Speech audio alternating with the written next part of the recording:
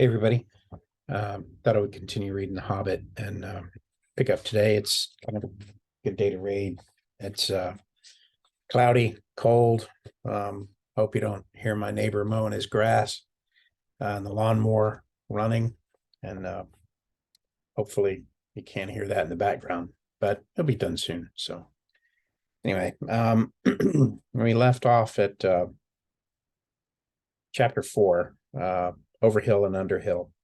And I'll pick up there and continue on with The Hobbit by J.R.R. Tolkien. There were many paths that led up to those mountains, and many passes over them, but most of the paths were cheats and deceptions and led nowhere or to bad ends. And most of the passes were infested by evil things and dreadful dangers. The dwarves and the Hobbit, helped by the wise advice of Elrond and the knowledge and memory of Gandalf, took the road right to the right pass. Long days after, they had climbed out of the valley and left the last homely house miles behind. They were still going up and up and up. It was a hard path and a dangerous path, a crooked way and lonely and long. Now they could look back over the lands they had left, laid out behind them, far below, far, far away in the west, where things were blue and faint. Bilbo knew there lay his own country of safe and comfortable things, and his little hobbit hole. He shivered. It was getting bitter cold up here, and the wind came shrill along the rocks. Boulders, too, at times were galloping down and the mountainsides, let loose by midday sun upon the snow, and passed among them, which was lucky, or over their heads, which was alarming. The nights were comfortless and chill, and they did not dare to sing or talk too loud, for the echoes were uncanny, and the silence seemed to dislike being broken, except by the noise of the water and the wail of wind and the crack of stone. Summer is getting on down below, thought Bilbo, and haymaking is going on, and picnics, and they will be harvesting and blackberrying, and before we even begin to go down the other side at this rate. And the others were thinking equally gloomy thoughts. Although, when they had said goodbye to Elrond in the high hope of a midsummer morning, they had spoken gaily of the passage of the mountains and of riding swift across the lands beyond. They had thought of coming to the secret door in the lonely mountain, perhaps that very next last moon of autumn, and perhaps it will be Durin's day, they had said. Only Gandalf had shaken his head and said nothing. Dwarves had not passed that way for many years, but Gandalf had, and he knew how evil and and danger had grown and thriving in the wild, since dragons had driven men from the lands and the goblins had spread in secret over the battle of the mines of Moria, and even the good plans of wise wizards like Gandalf and of good friends like Elrond go astray sometimes when you're off on dangerous adventures over the edge of the wild. Gandalf was a wise enough wizard to know it.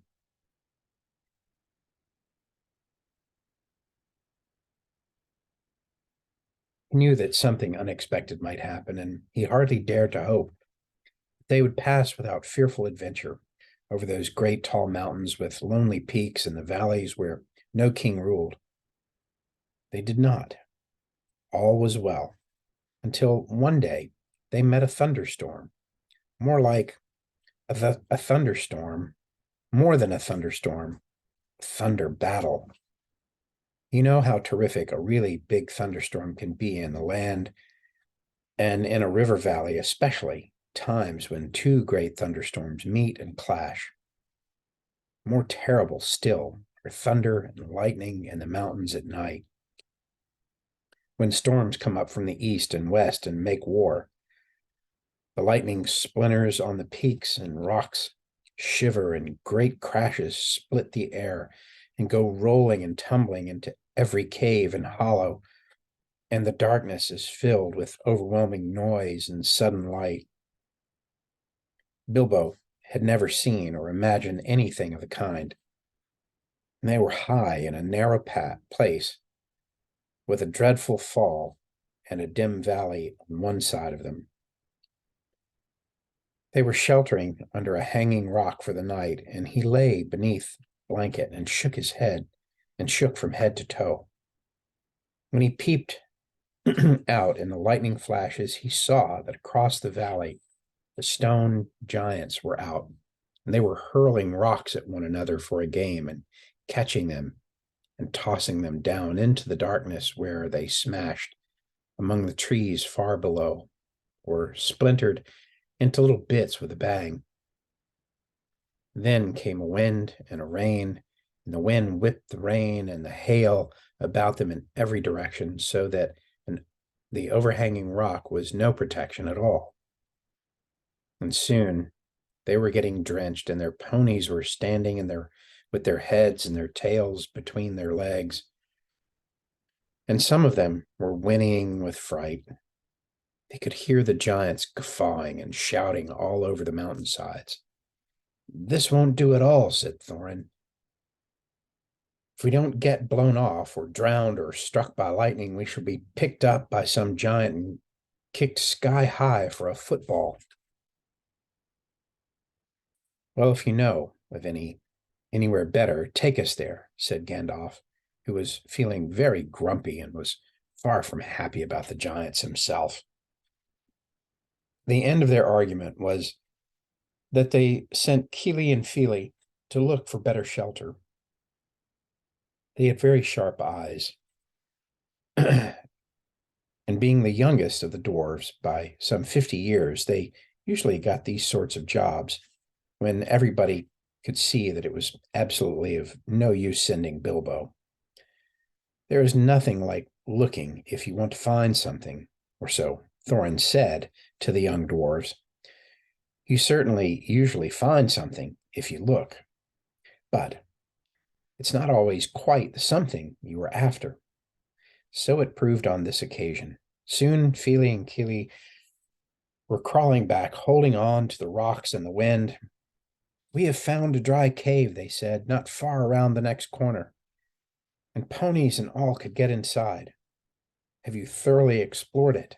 said the wizard, who knew that caves up in the mountains were seldom unoccupied. Yes, they said, though everybody knew they could not have been long about it. They'd come back too quick. "It isn't all that big, and it does not go far back." That, of course, is a dangerous part about caves. You don't know how far back they go. Sometimes, or where, a passage behind may lead to, or what's waiting for you inside. But now Fili and Kili news, for now, Fili and Kili's news seemed good enough. So they all got up and prepared to move, and the wind was howling and the thunder was growling, and they had a business getting themselves and their ponies along. Still, it was not very far to go, and before long they'd come to a big rock standing out in the path. If you stepped behind, you found a low arch, and in the side of the mountain, there was just room to get the ponies through with a tight squeeze. And when they had been unpacked and unsaddled, as they passed under the arch, it was good to hear the wind and the rain outside instead of all about them, and to feel safe from the giants and the rocks. But the wizard was taking no risks. He lit up his wand, as he did the day when Bilbo's dining room that seemed so long ago, if you remember, and by its light he explored the cave from end to end. It seemed quite a fair size, but not too large and mysterious. It had a dry floor and some comfortable nooks, And at one end, there was a room for the ponies, and they stood mighty glad of the change, steaming and champing at their nose bags, oin and gloin, wanted to light a fire on the door, at the door, to dry their clothes, but Gandalf would not hear of it. Soon they spread out their wet things on the floor and got dry ones out of their bundles, and they made their blankets comfortable, got out their pipes and blew smoke rings, which Gandalf turned into different colors and set dancing up by the roof to amuse them. They talked and forgot about the storm and discussed what each would do with his share of the treasure when they got it, which at the moment did not seem so impossible. And so they dropped off to sleep one by one, and that was the last time that they had used the ponies' packages, baggages, tools, and paraphernalia that they had brought with them. And turned out a good thing that night that they had brought little Bilbo with him, after all, for somehow he could not go to sleep for a while. And when he did sleep, he had very nasty dreams. He dreamed that a crack in the wall at the back of the cave got bigger and bigger and opened wider and wider. And he was very afraid, but could not call out or do anything but lie and look. Then he dreamed that the floor of the cave was giving way, and he was slipping, beginning to fall down, down, goodness knows where to.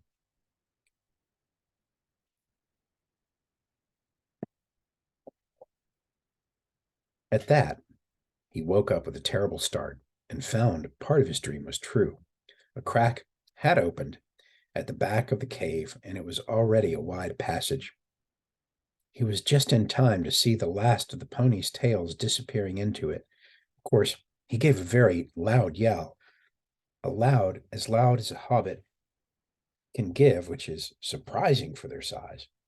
Out jumped goblins, big goblins, great ugly-looking goblins, lots of goblins. Before you could say rocks and blocks.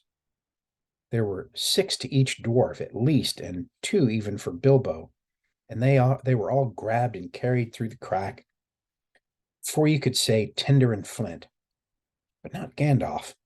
Bilbo's yell had done that much good. It had awakened him up wide in a splintering second, and when goblins came to grab him, there was a terrible flash, like lightning in the cave, and a smell like gunpowder, and several of them fell dead. The crack closed with a snap.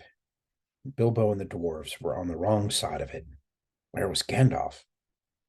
Of that, neither they nor the goblins had any idea, and the goblins did not wait to find out. They seized Bilbo and the dwarves and hurried them along. It was deep, deep dark, such as only goblins that have taken to living in that part of the mountains can see through. The passages there were crossed and tangled in all directions, but the goblins knew their way, as well as you do, to the nearest post office. The way went down, and it was most horribly stuffy. The goblins were very rough and pinched unmercifully, chuckled and laughed in their horrible stony voices, and Bilbo was more unhappy even than when the troll had picked him up by his toes. He wished again and again for his nice bright hobbit hole, not for the last time. Now, there came a glimmer of red light before them.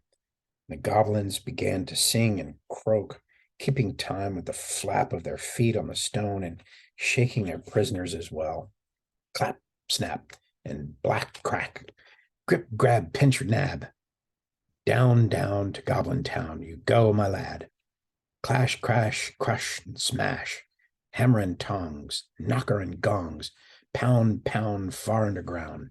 Ho, ho, my lad. Swish, smack, whip, crack. Batter and beat, yammer and bleat. Work, work, no dare to shirk. While goblins quaff and goblins laugh, round and round, far underground, below, my lad. It sounded truly terrifying, the walls echoing to the clap, snap, and the crush smash, and to the ugly laughter, their ho ho, my lad. The general meaning of the song was only too plain, for now the goblins took out whips and whipped them with a swish, smack, and set them running as fast as they could in front of them, and more than one of the dwarves were already yammering and bleating like anything when they stumbled into a big cave. It was lit by a great fire in the middle, by torches along the walls, and it was full of goblins. They all laughed and stamped and clapped their hands when the dwarves, with poor little Bilbo at the back and the nearest to the whips, came running in. While the goblin drivers whooped and cracked their whips behind, the ponies were already there huddled in the corner, and there were all the baggages and package lying broken open and being rummaged by goblins, and smelt by goblins, and fingered by goblins, and quarreled over by goblins. I'm afraid that that was the last they ever saw of those excellent little ponies, including the jolly, sturdy little white fellow that Elrond had lent to Gandalf, since his horse was not suitable for mountain paths. For goblins eat horses and ponies and donkeys and other much more dreadful things, and they were always hungry. Just now, however, the prisoners were thinking only of themselves, and the goblins chained their hands behind their backs and linked them all together in a line and dragged them to the far end of the cavern, with little Bilbo tugging at the end of the row. There in the shadows, a large flat stone, sat a tremendous goblin with a huge head, and armed goblins were standing around him, carrying their axes and bent swords that they use. Now, goblins are cruel, wicked, bad-hearted. They make no beautiful things, but they make many clever ones. They can tunnel and mine as well as any but the most skilled dwarfs. When they take the trouble, though they usually are untidy and dirty, hammers, axes, swords, daggers, pickaxes, tongs, and also instruments of torture. They make them very well, or get other people to make them to their design, prisoners and slaves that have to work till they die for want of air and light. It's not unlikely that they were invented by some of the machines that they had since troubled the world, especially the ingenious devices for killing large numbers of people at once. For wheels and engines and explosions always delighted them, and also not working with their own hands more than they could help. But in those days, those wild parts, they had not advanced, as it is called, so far. They did not hate dwarves especially, no more than they hated everybody and everything, and particularly the orderly and prosperous. In some parts, wicked dwarves had even made alliances with them, but they had a special grudge against Thorin's people because of the war, which you have heard mentioned, but which does not come into this tale. Anyway, goblins don't care who they catch, or as long as it's done in smart and secret, and the prisoners are not able to defend themselves. "Who are these miserable persons?" said the Great Goblin. "Dwarves in this," said one of the drivers, pulling at Bilbo's chains so that he fell forward onto his knees. "We found them sheltering on our front porch." "What do you mean by it?" said the Great Goblin, turning to Thorin. "Up to no good, I'll warrant. Spying on the private business of my people, I guess. Thieves! I shouldn't be surprised to learn. Murderers and friends of elves, not unlikely. Come, what have you got to say?" "Thorin the dwarf at your service," he replied. It was merely a polite nothing. "Of the things which you suspect and imagine, we had no idea at all. We sheltered from the storm in what seemed a convenient cave and unused. Nothing was further from our thoughts and inconveniencing goblins in any way or whatever." That was true enough. Said the Great Goblin. So you say. Might I ask what you were doing up in the mountains at all? And where are you coming from? And where are you going to? In fact, I should like to know all about you. Not that it will do you much good, Thorin Oakenshield. I know too much about your folk already. But let's have the truth, or I will prepare something particularly uncomfortable for you. We were on a journey to visit our relatives, our nephews, nieces, and first, second, and third cousins, and other descendants and our grandfathers who live in the east side of these truly hospitable mountains, said Thorin, not quite knowing what to say all at once in the moment, when obviously the exact truth would not do at all. He is a liar, oh truly tremendous one, said one of the drivers. Several of our people were struck by lightning in the cave, and when we invited these creatures to come below, and they are as dead as stones. And he's not explained this. He held out the sword which Thorin had worn, the sword which came from the troll's lair. The Great Goblin gave a truly awful howl of rage when he looked at it, and all his soldiers gnashed their teeth, clashed their shields, and stamped. They knew the sword at once. It had killed hundreds of goblins in its time. When the fair elves of Gondolin hunted them in the hills or did battle before their walls, they had called it Orcrist, goblin cleaver. But the goblins called it simply biter. They hated it and hated worse anyone that carried it. Murderers and elf friends, the Great Goblin shouted. Slash them, beat them, bite them, gnash them. Take them away to the dark holes full of snakes, and never let them see the light again. He was in such a rage that he jumped off his seat, and he himself rushed at Thorin with his mouth open. Just at that moment, all of the lights in the cavern went out, and a great fire went off. Oof.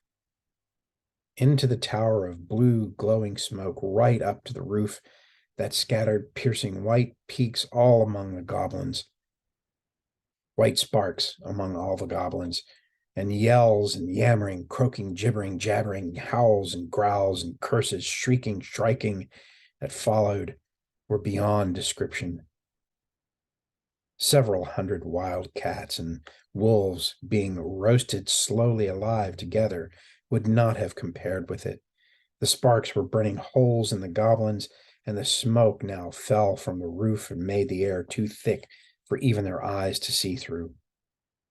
Soon they were falling over one another and rolling in heaps on the floor and biting and kicking and fighting as if they had all gone mad. Suddenly, a sword flashed in its own light. Bilbo saw it go right through the Great Goblin as he stood dumbfounded in the middle of his rage. He fell dead. The goblin soldiers fled before the sword, shrieking into the darkness. The sword went back into its sheath. Follow me quick, said a voice, fierce and quiet, and before Bilbo understood what was happening, he was trotting along again, as fast as he could trot.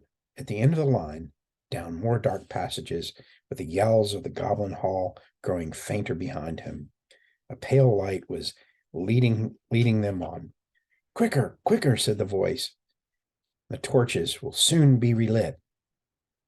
Half a minute, said Dory, who was at the back next to Bilbo and a decent fellow. He made the little hobbit scramble up on his shoulders and as best he could with his tied hands. And then off they all went at a run, with a clink, clink of chains and many a stumble, since they had no hands to steady themselves with. Not for a long while did they stop, and by the time they must have been right down in the mountain's heart. Then Gandalf lit up his wand. Of course, it was Gandalf. But just then they were too busy to ask how he got there. He took out his sword again, and it flashed in the dark by itself. It burned with rage that made it gleam if goblins were about. Now, it was bright as blue flame for delight in the killing of great lord of the cave, and it made no trouble whatever of cutting through the goblin chains and setting all the prisoners free as quickly as possible. This sword's name was Glamdring, the foe hammer, if you remember. The goblins just called it Beater and hated it worse than Biter, if possible. Orcus, too, had been saved, for Gandalf had brought it along as well, snatching it from one of the terrible guards. Gandalf thought of most things, and though he could not do everything, he could do a great deal for friends in a tight corner. Are we all here? He said, handing the sword back to Thorin with a bow. Let me see. 1, that's Thorin. 2, 3, 4, 5, 6, 7, 8, 9, 10, 11. Where are Feely and Keely? Here they are. 12, 13, and here's Mr. Baggins, 14. Well, well, it might be worse, and then again, it might be a good deal better. No ponies, no food, and no knowing quite where we are, and hordes of angry goblins just behind. On we go. On they went. Gandalf was quite right. He began to hear goblin noises and horrible cries far behind in the passages that they came through. It sent them on faster than ever, and this poor Bilbo could not only go half as fast, for dwarves can run along at a tremendous pace. I can tell you, when they have to. They took it in turn, and carrying him on their backs. Still, goblins go faster than dwarves, and these goblins knew the way better. They had made the paths themselves and were madly angry. So that do what they could. So what they do, so that do what they could, the dwarves heard the cries and howls getting closer and closer. Soon they could hear even the flap of goblins' feet, many, many feet, which seemed only just around the last corner. The blink of red torches could be seen behind them in the tunnel. They were following, and they were getting deadly tired. Why, oh, why did I ever leave my hobbit hole? Said poor Mr. Baggins, bumping up and down on Bomber's back. Why, oh, why did I ever bring a wretched little hobbit on a treasure hunt? Said poor Bomber, who was fat and staggered along with the sweat dripping down his nose and his heat and terror. At this, Gandalf fell behind, and Thorin with him. They turned a sharp corner. About turn, he shouted. Draw your sword, Thorin. And there was nothing else to be done, and the goblins did not like it. They came scurrying around the corner in full cry and found goblin cleaver and foe hammer shining cold and bright right in their astonished eyes. The ones in front dropped their torches and gave one yell before they were killed, and the ones behind yelled still more and leaped back, knocking over those that were running after them. Biter and beater, they shrieked, and soon they were all in confusion. Most of them were hustling back the way they had come. It was quite a long while before any of them dared to turn that corner. By that time, the dwarves had gone on again, and a long, long way on in the dark tunnels of the goblins' realm.